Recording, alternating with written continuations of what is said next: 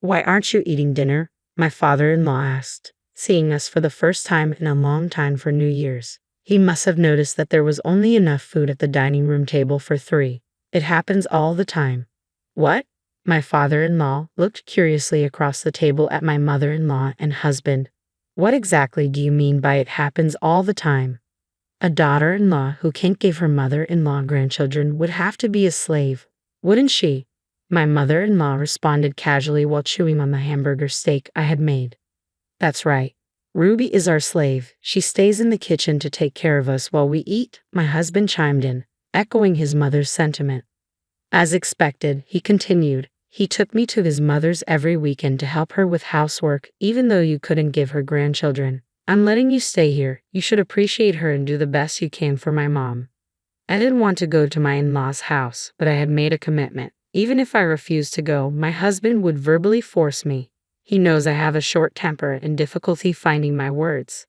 Mom, I brought a slave. He even greeted me that way recently. What are you talking about? My father-in-law seemed offended by the way my mother-in-law and husband referred to me as a slave.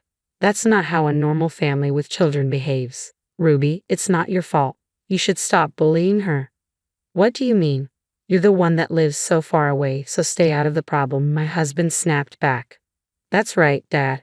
Don't tell me what to do. You didn't have to watch Mom lose the possibility of having grandchildren, my mother-in-law added, with a tone that sounded like they were mocking my father-in-law. I tossed the coffee beans in the grinder while listening to their conversation. My mother-in-law and husband always ordered me to bring them coffee as soon as they finished eating.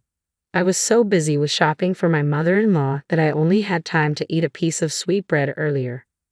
Come on, I'm hungry too. I'm not sure what I'm doing, I muttered to myself as if escaping from the grinder's blade. A single coffee bean fell to the floor. My name is Ruby and I'm a 37-year-old housewife. During the weekday lunch hours, I work part-time in the kitchen of a family restaurant. My husband and I rent an apartment. I used to work at the same local bank as my husband, but I left 3 years ago to focus on fertility treatment. We were unable to have children, so we sought medical attention and were told that the problem was on my side. After a year of treatment, I was told that it is impossible for me to get pregnant. My mother-in-law and husband changed shortly after that. Originally, we were both working and managing our own income and budgets.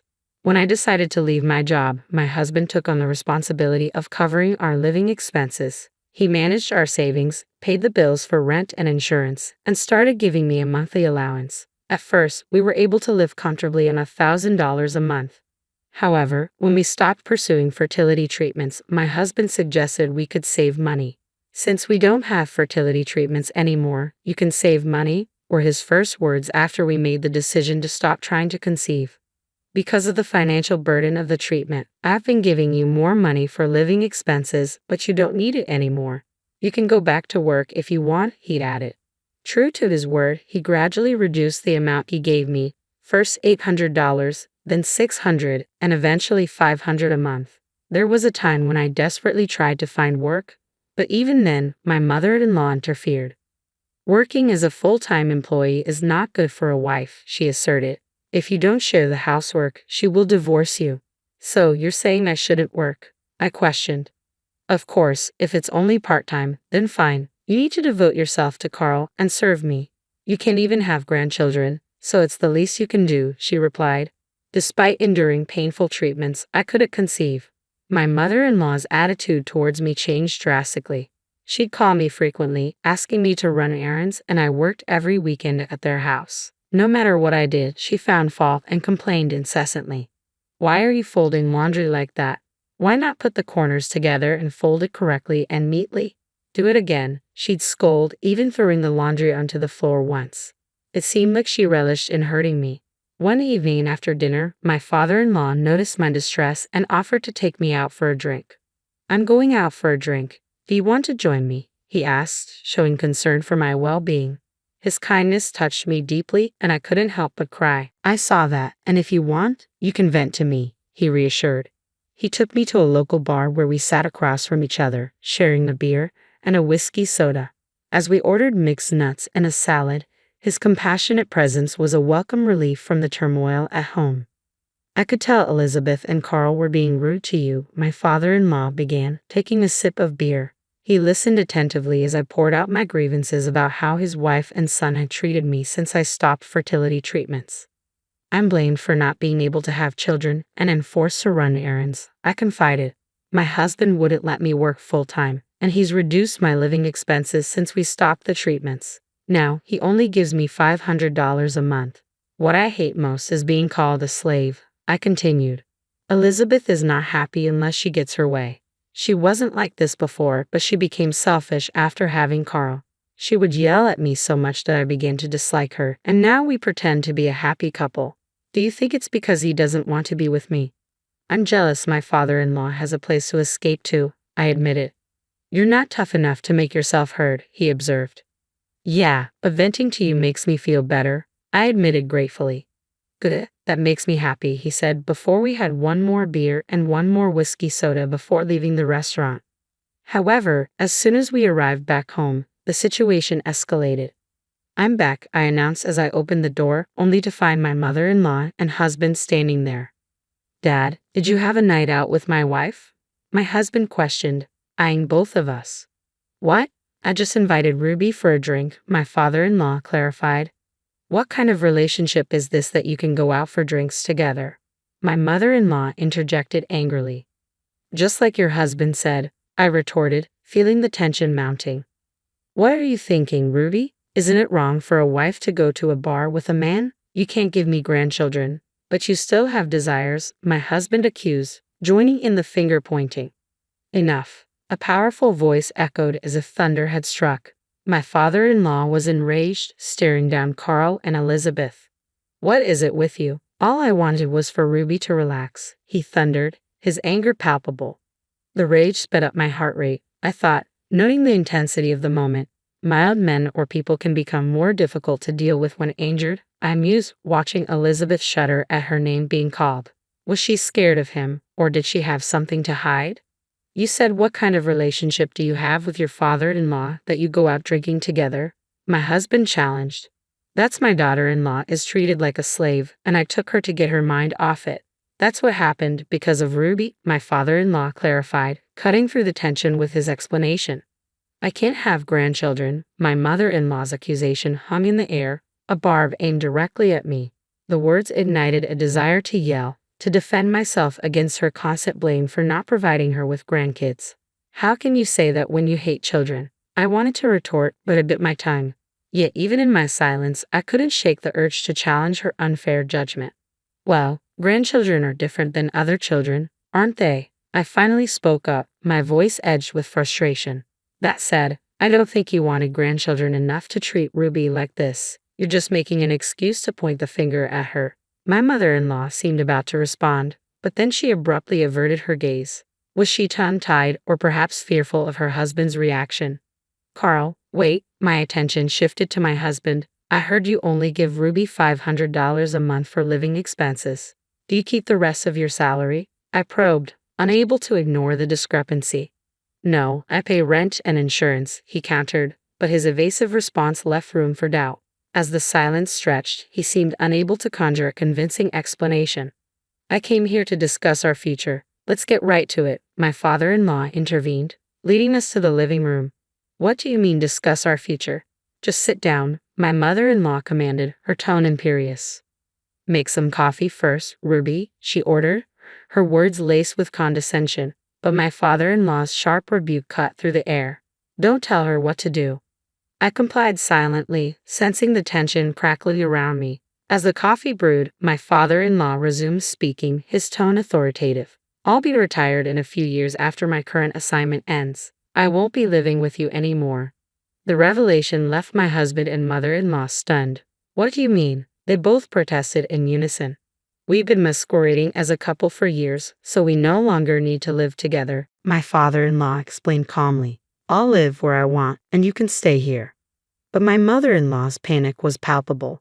That's fine, but I changed my mind after you accused me of being unfaithful earlier, she protested, rising from her seat. I'm selling the house, Elizabeth. I'll leave you nowhere to live. Her announcement sent shockwaves through the room. Why don't you just get a place to live? My father-in-law suggested. But her response was desperate. How am I going to do that? I can't pay the rent. Get Carl to help you, my father-in-law suggested, unaware of the financial strain. He only gives her $500 a month. I'm sure he can pay for you. But my husband's nervousness betrayed him as he struggled to respond.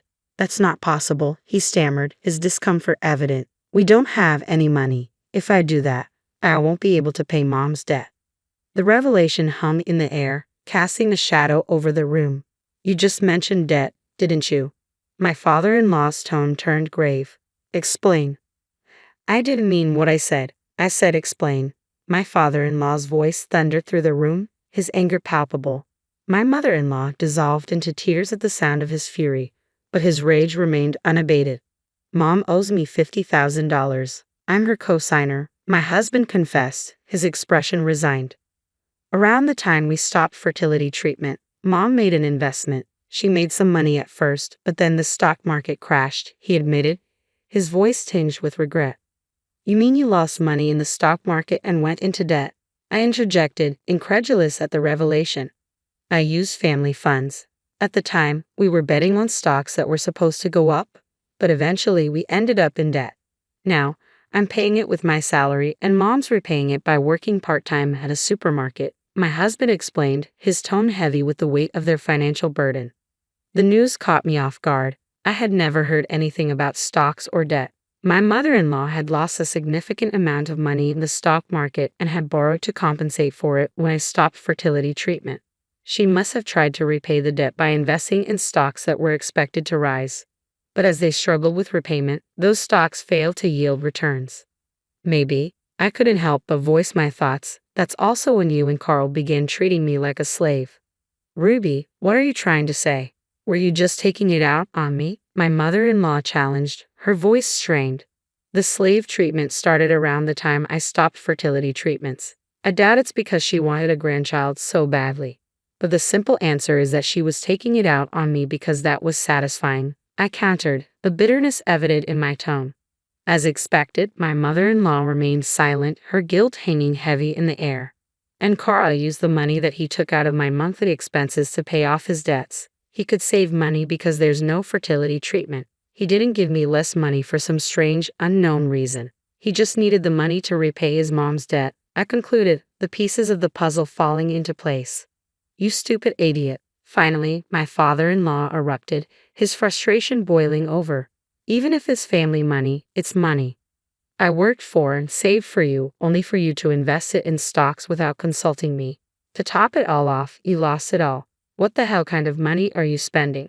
My father-in-law exploded, his frustration boiling over. With those words, he abruptly left the room, as if struck by a sudden realization. We all followed him, wondering what he was up to. What are you doing? My husband questioned as we trailed behind him. Show me Elizabeth's stuff. I'll check what she's buying, my father-in-law demanded, his tone sharp.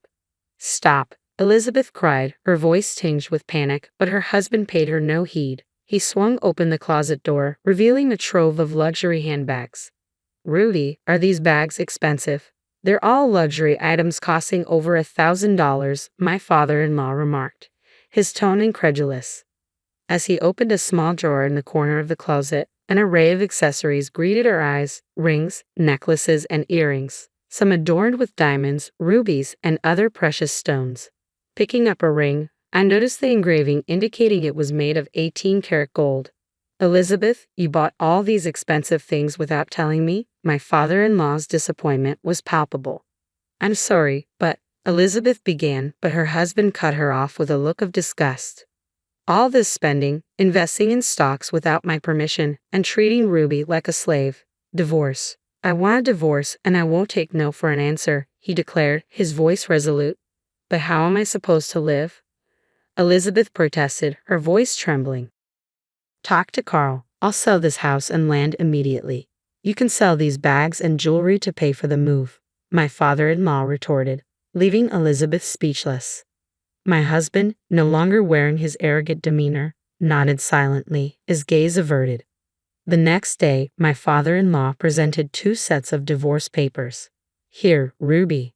If you want to file for divorce too, he offered, handing one to me.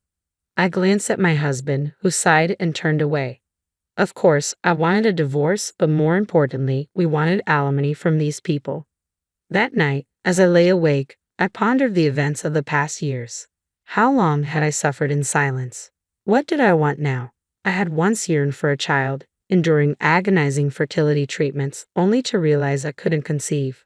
I continued my story, holding back the tears welling in my eyes. All the painful tests and treatments I endured in hopes of becoming a mother seemed futile now. No matter how hard I tried, I couldn't have a baby. As I grieved, Carl informed me that since I no longer needed fertility treatment, he would reduce my living expenses. What are you saying? This is all Carl's fault, Elizabeth interjected, her voice sharp. My father-in-law's horror was palpable, and my mother-in-law fell silent, her accusations hanging in the air. She had blamed me for not giving her a grandchild and then treated me like a slave. Do you know how hard it was for me? I demanded, my frustration boiling over. Naturally, there was no response from Elizabeth or Carl. In the end, Carl's actions were driven by his need to pay off debts, while Elizabeth sought an outlet for the stress of financial losses in the stock market. I want you to reimburse me for this, I declared, my voice firm. What if I say I won't pay? Carl retorted defiantly. Sure, I'll talk to my lawyer, I shot back, my resolve unwavering. After the new year, my father-in-law officially divorced my mother-in-law. Within days of putting his house on the market, he found a buyer who intended to tear down the old house and clear the land to build a new one. Left with nowhere to stay, my mother-in-law moved into a rundown apartment, barely holding together. She now resides with my ex-husband, struggling to make ends meet while paying off their debts and alimony to me, a financial burden I'm sure weighs heavily on them.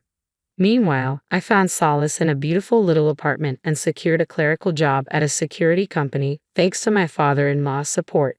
He encouraged me to utilize my accounting knowledge and skills from working at a bank. I want you to be happy. If you ever need help, just tell me anything, he reassured me, his unwavering support a beacon of hope. With my father-in-law by my side, I embarked on this new chapter, determined to shine on my own. As I dressed for my first day of work, I made a promise to myself to embrace this fresh start and forge my path to happiness.